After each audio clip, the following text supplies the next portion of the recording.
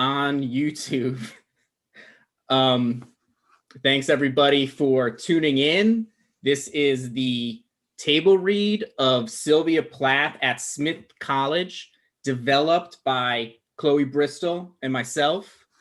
We have an amazing cast today. Yaron Lotan, Maame-Yaa Aforo. Oh, sorry, I'm hearing an echo of myself.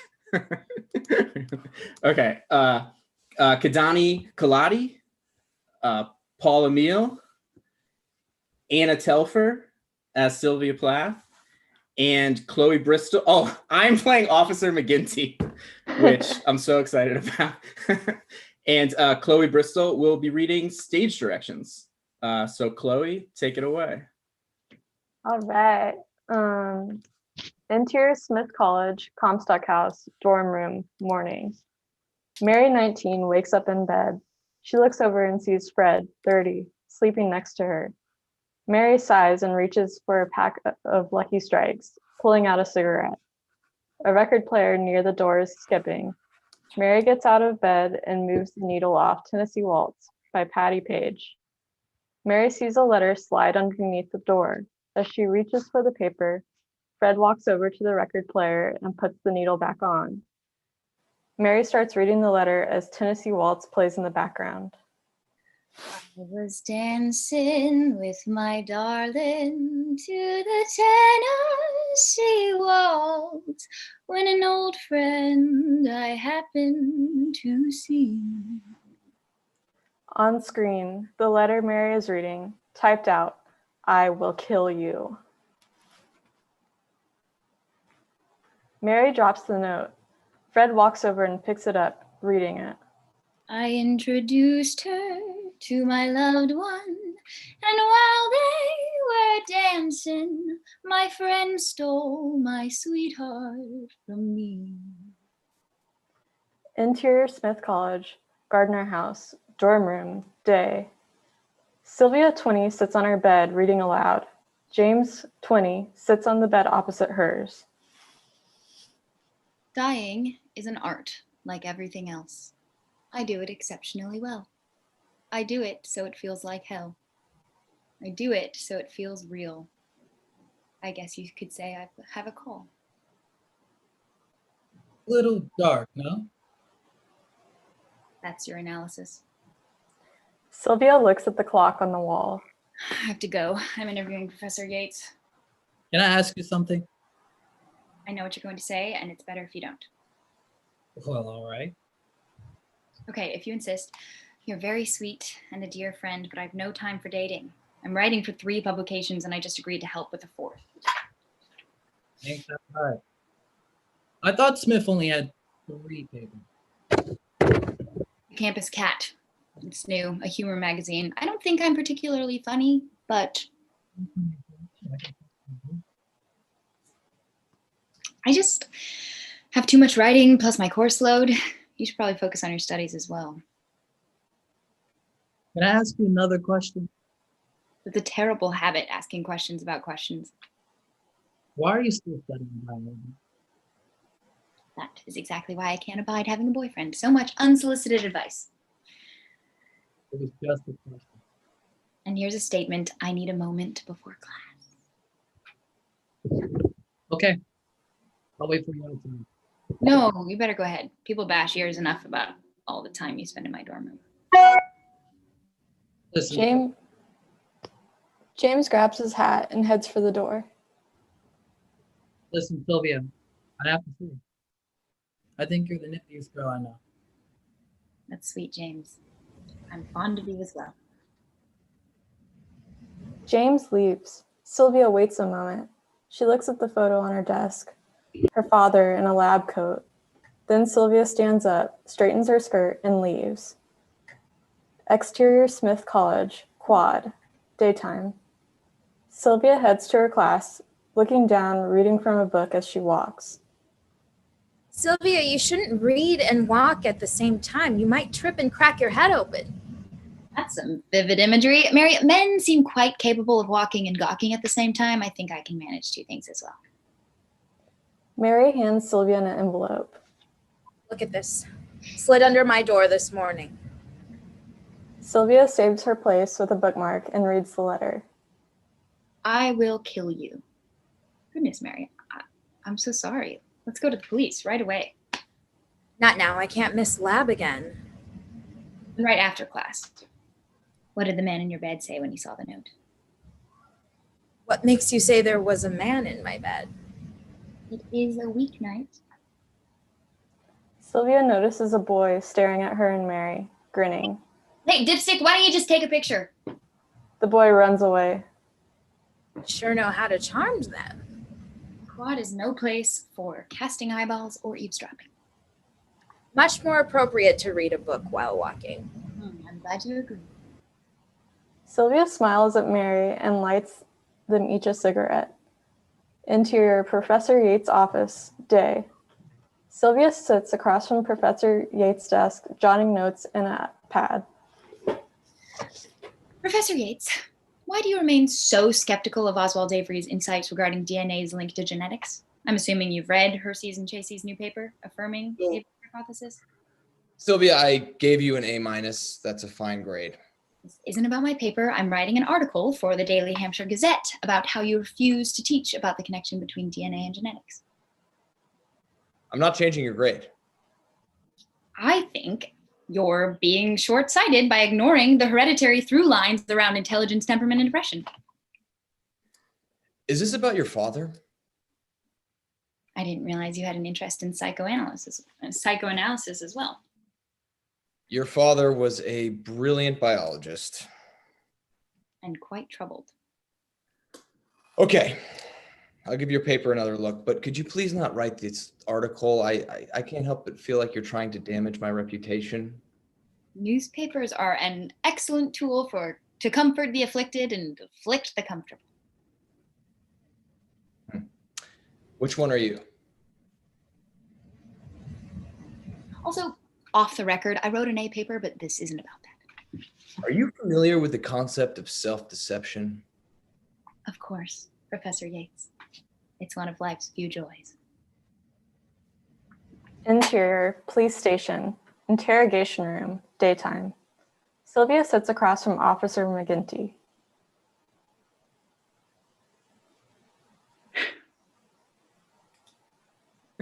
Oh, sorry, I can't figure out how to turn my video on.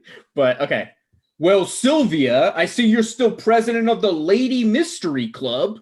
I'm surprised they gave you our case, McGinty. You're off crossing guard duty for the night.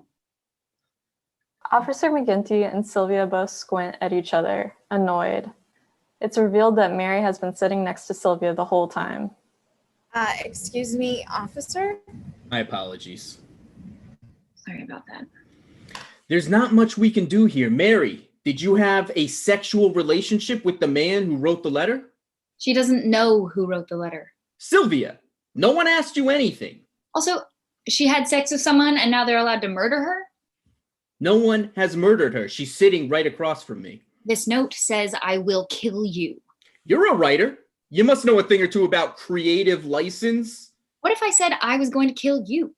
That would be threatening an officer of the law. Come on, Mary. I'll solve this case myself. I'm really sorry. I told her not to be like this. I guess they don't teach Emily Post at that school of yours.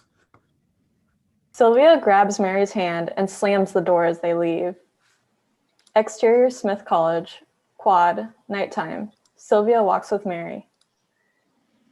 Do exactly what you would normally do. I have a feeling our suspect will return to the scene of the crime. I'll catch him stalking you, and then we'll have him. James runs up. Hey, Sylvia! Mary, you two want to grab a burger? I can't. Someone wrote Mary a threatening letter. Gee, thanks a bunch. Sorry, Mary. James, just don't do it. Maybe I can help. The guy wrote a letter, right? I can get male handwriting samples around campus and see if any match the note. What makes you think a boy wrote it? Writing a threatening letter seems like a male impulse. I know you're condescending to me, but you're right. Well, the idea is right. It's not your idea. You cribbed it from Evelyn Reed. Oh, also, what does the letter say?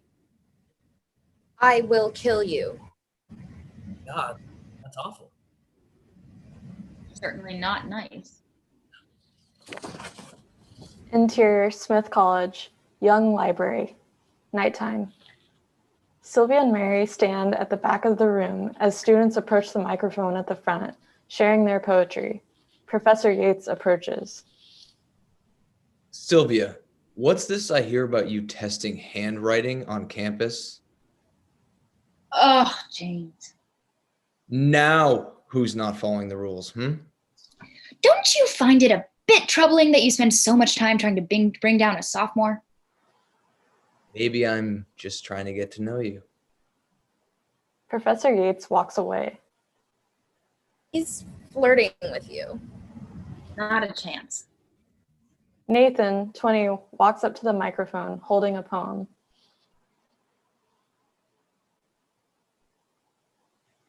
For an all-girls college, I certainly see and hear a lot of men. Sylvia steps to the side, leaving Mary alone. I know that we're moving much too slow for this to mean anything to me. Sylvia catches Nathan's eyeline. He's staring directly at Mary. I bet you never had a clue that jumping off bridges was better than being with you. It's the truth. I'd rather end up alone. Nathan holds his eye contact with Mary as he steps away from the microphone. Sylvia approaches.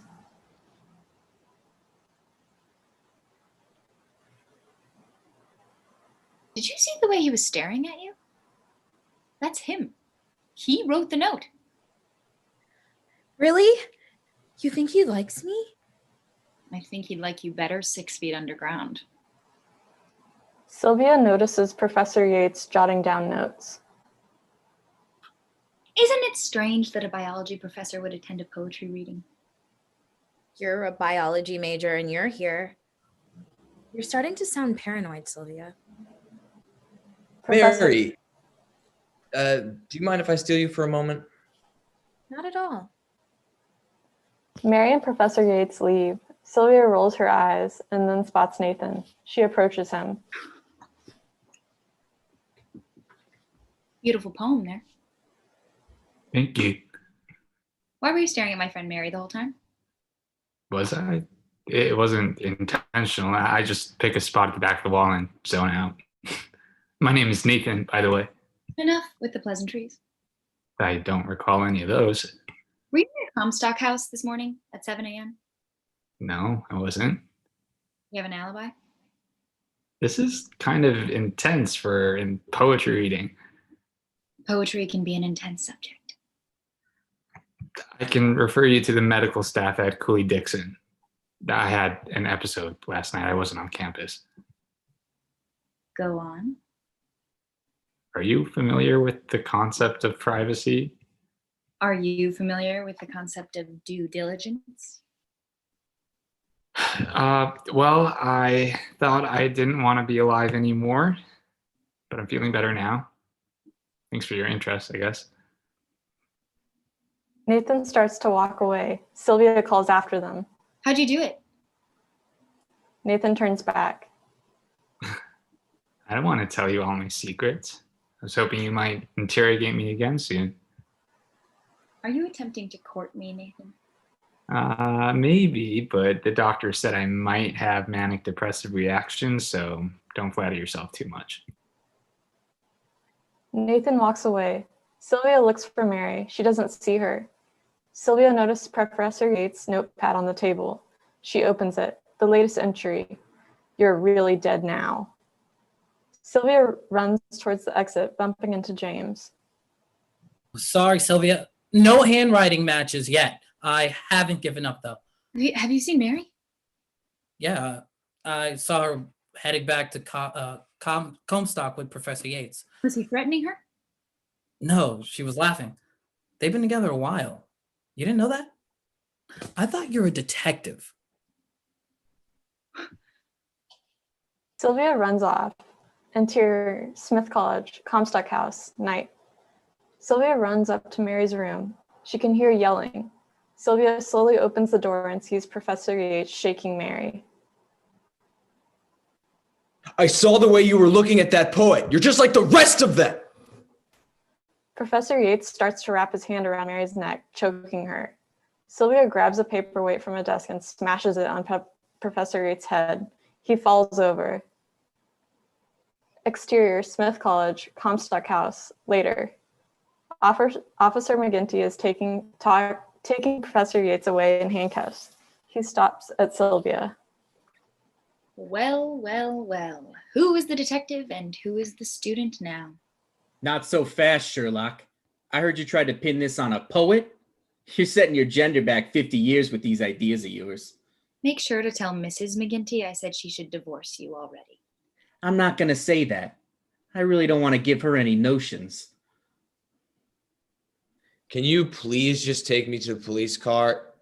It's cold outside. Hey, Professor Murder. If I want your opinion, I'll give it to you.